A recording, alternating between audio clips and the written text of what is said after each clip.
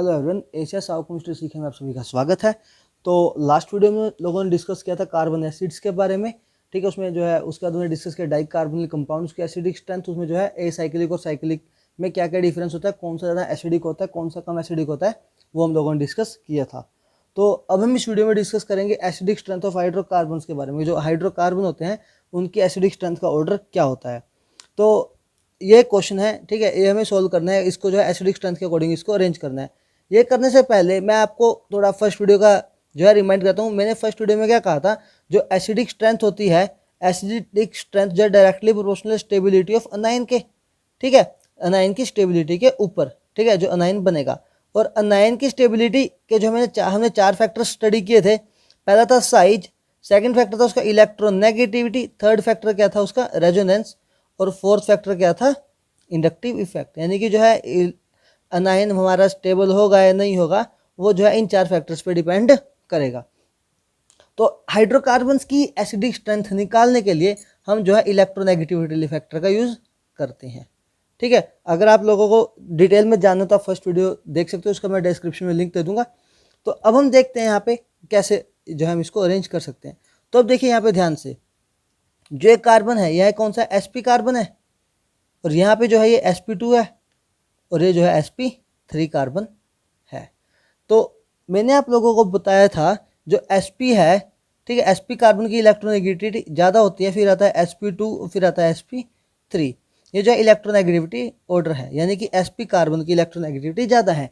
अगर इसकी इलेक्ट्रोनेगेटिविटी ज़्यादा है तो ये जो है ज़्यादा एसिडिक होगा, यानी कि sp कार्बन जो है ज़्यादा एसिडिक होगा। फिर आएगा sp2 और फिर आएगा sp3। क्यों? क्योंकि इनका इलेक्ट्रोनेगेटिविटी ऑर्डर भी सेम है, ठीक है। तो अगर मैं इस क्वेश्चन में बात करूं तो ध्यान से देखिए इस चीज़ को। तो यहाँ पे क्या है, अगर ए वाले में यहाँ पे HC ट्रिपल बॉन्ड CH है, अगर H को लॉस करें यहाँ पे नेगेटिव चार्ज आएगा, ठीक है। यहाँ पे मान लो अगर सभी अपने अपने H को लॉस कर दें, सेकंड वाले में आएगा CH2 double bond CH negative, third में आएगा CH3 सिंगल बॉन्ड CH2, यहाँ पे नेगेटिव चार्ज आ जाएगा। यानी कि जो नेगेटिव चार्ज की स्टेबिलिटी की बात करूं तो यहाँ पे जो नेगेटिव चार्ज है ये sp कार्बन के ऊपर है, ये नेगेटिव चार्ज sp2 कार्बन के ऊपर, और ये नेगेटिव चार्ज जो है sp3 कार्बन के ऊपर है, ठीक है। तो अभी मैंने आपको बताया जो इलेक्ट्रोनेगेटिविटी, जो अगर ये sp के ऊपर नेगेटिव चार्ज है तो आप थोड़ा इसको देखिए। अगर इलेक्ट्रोनेगेटिविटी sp की ज़्यादा है, इसका मतलब क्या है, जो इसके ऊपर नेगेटिव चार्ज आएगा ये नेगेटिव चार्ज को ज़्यादा स्टेबल करेगा, यानी कि होल्ड करने में सक्षम है, तो नेगेटिव चार्ज को ज़्यादा स्टेबल करेगा। यानी कि इसका एसिडिक स्ट्रेंथ का ऑर्डर क्या हो जाएगा, ये जो है ज़्यादा एसिडिक आएगा, फिर आएगा ए, यानी कि ए, फिर आएगा बी, और फिर आएगा सी, ठीक है। मान लो एग्जाम में आप लोगों के पास एक क्वेश्चन आ जाए, उसमें एसिडिक स्ट्रेंथ को कंपेयर करना हो, तो HC ट्रिपल बॉन्ड CHA, और सेकंड हो आपके पास CH2 double bond CH single CH2, यहाँ पे साथ में HB, और थर्ड आ जाए आपके पास CH2 डबल बॉन्ड CHC, यहाँ पे हो जाए एक HO। यानी कि आपको बताना हो A, B और C में से कौन सा ज़्यादा एसिडिक होगा, कौन सा जो है मतलब प्रोटॉन जो है जल्दी एब्स्ट्रैक्ट होगा, कौन सा निकलने के बाद ज़्यादा स्टेबल होगा। अगर मैं यहाँ पे H1 को रिमूव करूँ तो यहाँ पे जो बनने वाला अनाइन होगा वो क्या होगा, HC ट्रिपल बॉन्ड C के ऊपर नेगेटिव चार्ज आएगा। यहाँ पे जो बनने वाला अनाइन होगा CH2 double bond CH single CH2 के ऊपर नेगेटिव चार्ज आएगा। और यहाँ पे जो अनाइन होगा क्या होगा, CH2 double bond C negative, यहाँ पे H आएगा। तो अब देखिए ध्यान से, ठीक है। तो ये जो है कार्बन, ये कौन सी है, sp कार्बन के ऊपर नेगेटिव चार्ज है, और यहाँ पे कौन सी है, sp2 कार्बन है, और ये वाली कार्बन भी कौन सी है, sp2, ठीक है। तो अब मैंने आप लोगों को फर्स्ट वीडियो में बताया था कि हम पहले कौन सा फैक्टर देखते हैं, इलेक्ट्रोनेगेटिविटी, और उसके बाद आएगा रेजोनेंस। नो डाउट ये जो है रेजोनेंस स्टेबलाइज स्ट्रक्चर यहाँ पे बनेगा, और ये जो है बनाएगा CH2 negative single bond CH double bond CH2। ये जो है सेकंड वाला जो है रेजोनेंस स्टेबलाइज स्ट्रक्चर होगा। यानी कि जहाँ पे जो नेगेटिव चार्ज है, ये नेगेटिव चार्ज क्या है, डीलोकलाइज्ड है, ठीक है। और यहाँ पे जो अगर थर्ड वाले एग्जाम्पल की बात करूँ, यहाँ पे नेगेटिव चार्ज है लोकलाइज्ड है, यहाँ पे मूव नहीं करेगा।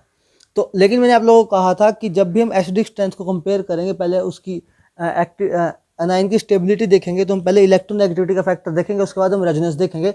तो आप लोगों को पता है जो sp कार्बन की इलेक्ट्रोनेगेटिविटी ज़्यादा है, तो ज़्यादा एसिडिक कौन सा जाएगा, A, फिर आ जाएगा B, फिर आ जाएगा C।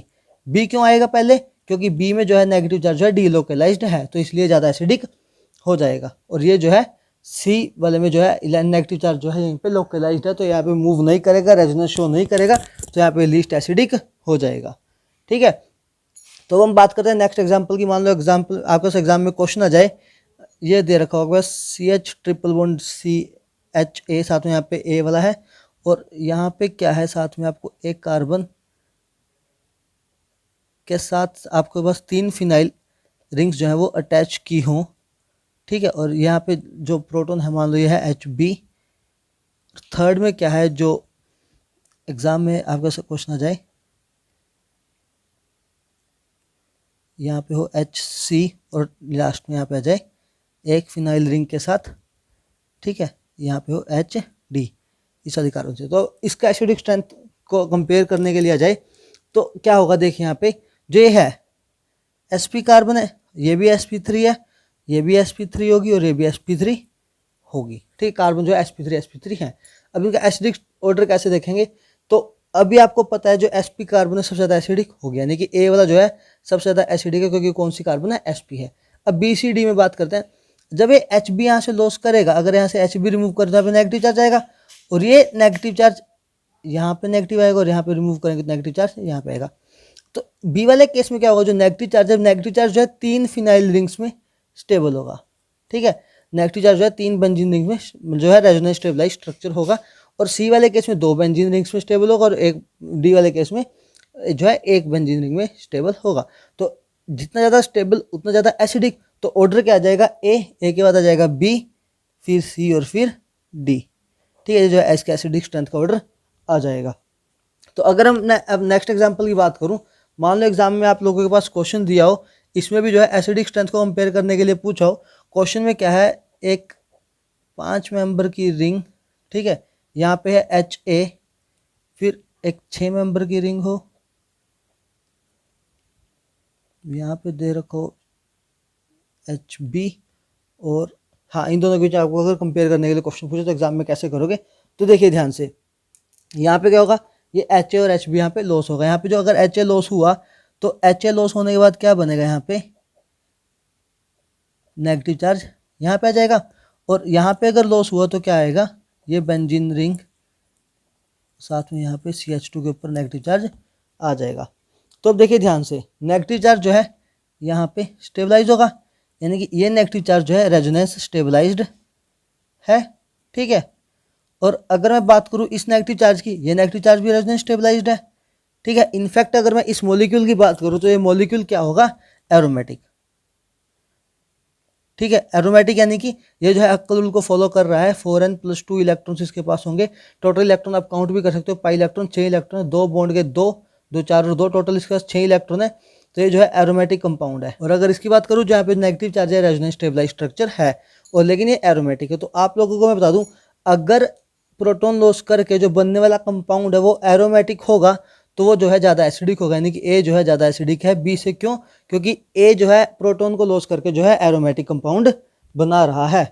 ठीक है, अगर मान लो एग्जाम में आपका क्वेश्चन आ जाए, एग्जाम में क्या हो, यहाँ पे एक sp कार्बन हो, ठीक है, और उसके बाद साथ में आपको दे रखा हो यहाँ पे जो बनने वाला प्रोटॉन होगा वो, मान लो यहाँ पे, मतलब यहाँ पे H है, तो ये H लॉस होने के बाद यहाँ पे मान लो अभी H लिख लेते हैं, बाद में लॉस कर, बाद में हटा देंगे इसको। और साथ में यहाँ पे 7 मेंबर रिंग हो एक आपके पास, ठीक है, और यहाँ पे जो है, यहाँ पे जो है प्रोटॉन है एक, और यहाँ पे आपके पास एक 3 मेंबर रिंग दे रखी हो, एग्जाम में क्वेश्चन आ रहा हो, ठीक है, और यहाँ पे भी एक प्रोटॉन है। तो HA, HB, HC और HD। तो अगर मैं एग्जाम में इस क्वेश्चन आए तो इसके एसिडिक स्ट्रेंथ को कंपेयर करने को ट्राई, तो अगर इसको लॉस करें तो क्या आएगा, HC ट्रिपल बॉन्ड C के ऊपर नेगेटिव चार्ज, यहाँ पे क्या आएगा, यहाँ पे नेगेटिव चार्ज आ जाएगा, यहाँ पे नेगेटिव चार्ज 7 मेंबर की रिंग बनाएंगे, ठीक है, यहाँ पे नेगेटिव चार्ज यहाँ पे आ जाएगा, और यहाँ पे नेगेटिव चार्ज यहाँ पे आ जाएगा।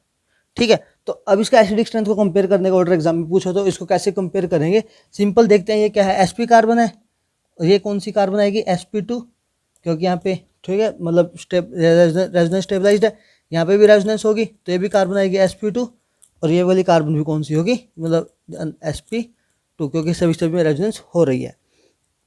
अब मेन बात करते हैं क्या होगा, देखो यहाँ पे क्या, जब प्रोटॉन लॉस होगा, प्रोटॉन लॉस होने के बाद ये बनेगा एरोमेटिक सिस्टम, ठीक है, ये बन जाएगा एरोमेटिक सिस्टम।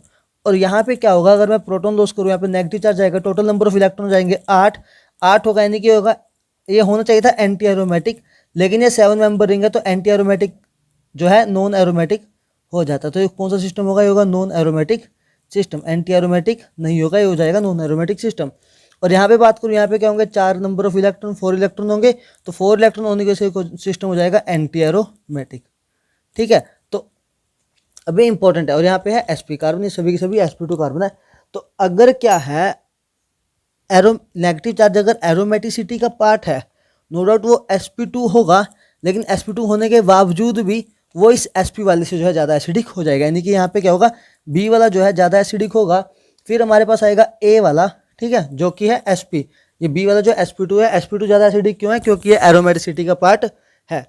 फिर हमारे पास आ जाएगा यहाँ पे जो नॉन एरोमेटिक होगा, फिर आ जाएगा एंटी एरोमेटिक, जो ऑर्डर आ जाएगा एसिडिक स्ट्रेंथ का, वो आएगा ये। अगर इनकी पीके की बात करूँ, इसका पीके ऑलमोस्ट 25 के 25 के इक्वल होता है, और इसका पीके ऑलमोस्ट 15.5 के अराउंड होता है, ठीक है, पीके इसका ऑलमोस्ट 15.5 के अराउंड होता है। अगर मैं इसकी देखूं तो इसका आई थिंक 41 के आसपास होगा, इसका पीके जो है 41 के आसपास होता है, ठीक है। तो आप देख सकते हो, जो मतलब बी वाला होगा वो ज़्यादा एसिडिक हो जाएगा, क्यों, क्योंकि इसमें जो प्रोटॉन लॉस होगा, प्रोटॉन लॉस होने के बाद जो नेगेटिव चार्ज होगा वो जो है इसके जो है एरोमेटिसिटी का पार्ट होगा, ठीक है, जिसकी वजह से ज़्यादा एसिडिक हो जाएगा। तो आज के लिए बस इतना ही। अपना नेक्स्ट वीडियो एसिडिक स्ट्रेंथ जो है ख़त्म हो गया। नेक्स्ट वीडियो में बात करेंगे बेसिक स्ट्रेंथ के बारे में, ठीक है। तो आगे बेसिक स्ट्रेंथ के बारे में पढ़ेंगे। Thanks for watching.